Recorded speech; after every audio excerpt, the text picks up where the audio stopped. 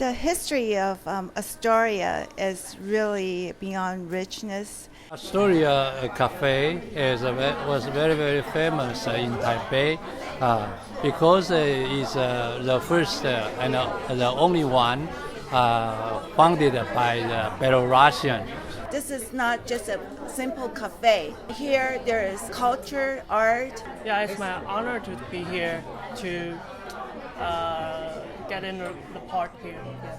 This is my mom, Katie, and she's the founder of Astoria Cafe. We have a lot of the Belarusian, Russian bakery and also the cake and the coffee. Because of her, Astoria legacy continues.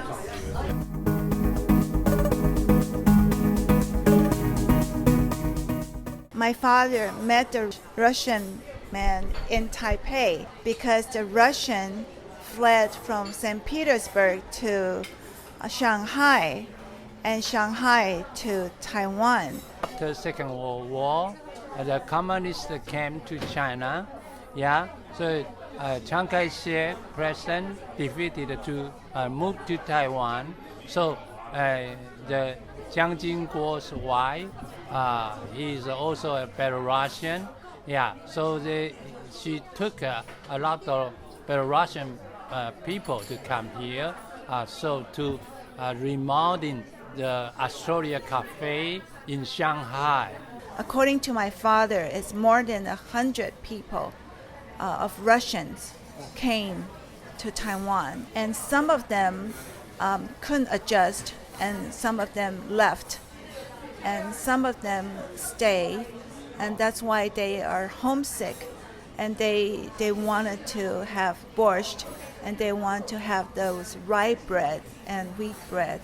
That's why they started with my father this Astoria Cafe. This is the original Astoria, the outside, the decor. It was started like this, and we kind of like, we try to upgrade it into this kind of feeling.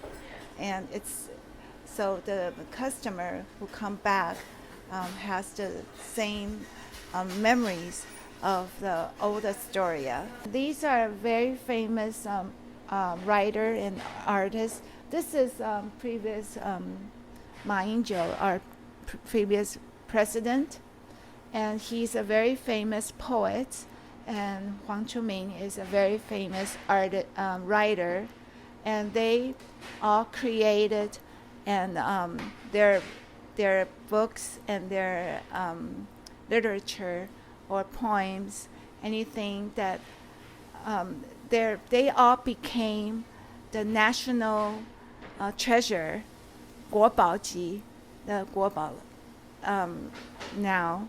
Before, when Astoria started, my father didn't know that one day they will become the national treasure. And they used to come here very often? Because my parents love literature, arts, and unfortunately, because of the war and a financial situation, my parents cannot complete their education. They cannot go to college.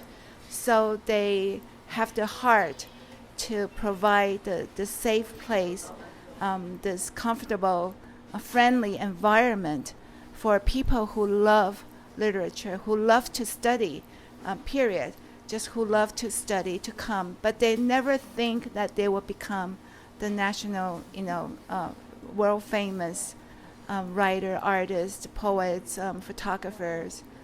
And I think I pay a lot of respect to my parents for doing that. Yeah.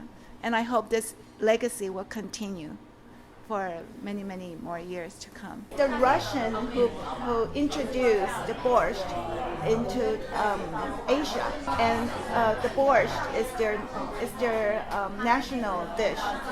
The borscht is actually a royal family recipe. This is lovely. How long does it take to prepare? 4 days.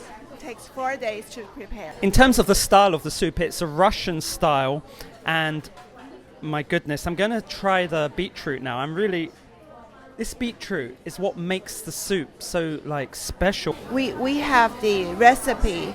It's over 100 years. I'm going to try it now with sour cream. Okay, So and then you try it. You mix it and you try. let's have a look. Let's see how it goes. This is the Russian way.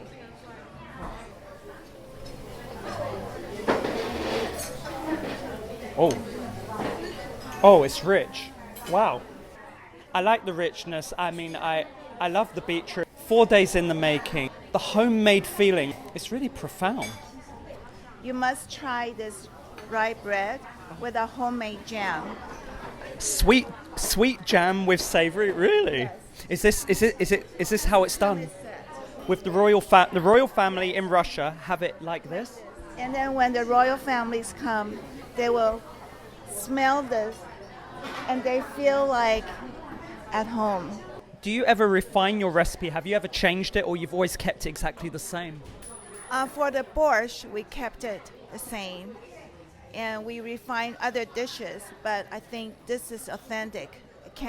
There's no replacement. There's no replacement for authenticity. I like that. Look, let's have a taste. Okay, bon appetit. Thank you. Bon appetit. It's not marmalade, and it's like a jam. It's not tangy and citrusy like a marmalade, but it's sweet. This is also our Astoria secret recipe. Really?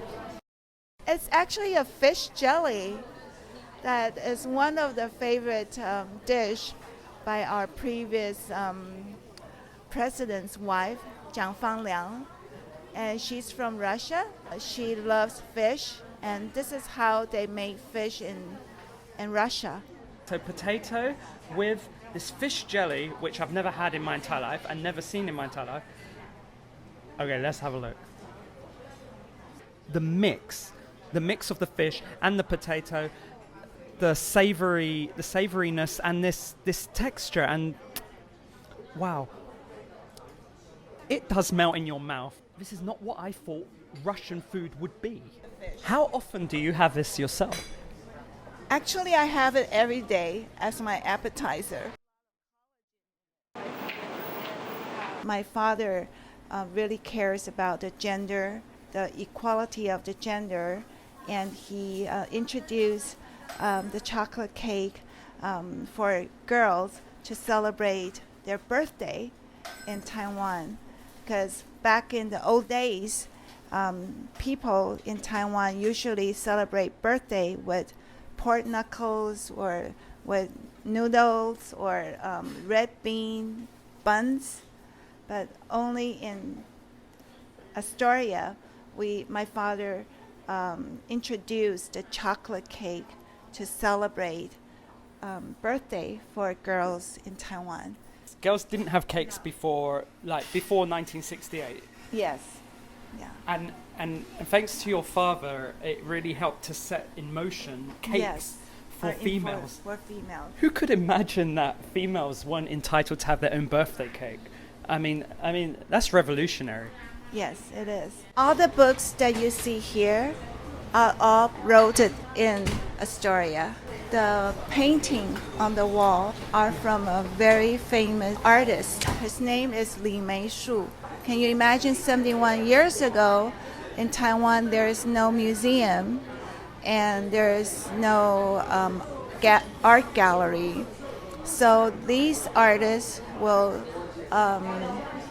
create their art and bring it to Astoria, and they use Astoria as a platform to exhibit their art and sell their art, and that's how they can survive. So my father actually nurtured and helped a lot of artists and writers in Taiwan. There's a lot of stories. I think not only love stories and not only the war stories, not political stories, but a lot of heartwarming stories that comes with our heartwarming coffee. We're making our Astoria Russian coffee. And as you see here, you're puzzled that there are egg shell in this Russian coffee, and that's our specialty. Using the eggshell will reduce the acidity from the coffee. Please try our Russian coffee. The distillation is great, and it doesn't have the harshness and bitterness of like the normal coffees I drink in Taiwan. It's not like it really does hit the spot. It doesn't, you know what, it doesn't have that winter feeling. I was thinking it's going to be a harsh Russian winter coffee, but it's absolutely not. The distillation is great. It's clean. It's not what I expected at all. I mean, I'm guessing the eggshells have done something. It's fresh and it's smooth. I like how it runs. It's nice. It feels great on my tongue. We are the only bakery who made the first president, Chiang Kai-shek's birthday cakes in Taiwan. So we made the president's cake for Chiang Kai-shek, the first previous president. So we are the first pioneer who makes the tears cake in Taiwan. These are Russian soft candy. Taiwan has a lot of fresh fruit, such as dragon fruit, and the colors are pretty. And because we don't like to add, my father doesn't like additive, food coloring things. So we use the Taiwanese real fruit. This is dragon fruit, and which make the marshmallow pretty. And this is a green tea. I'm going to try the Russian soft candy. I tell you what I think of it. That's what I think of it. It's gone. The nuttiness is fresh. Not sweet, but tasty. And what's this one here? And this is called mazuga. What is mazuga? Mazuga is actually a fruit cake. It's actually a fruit cake.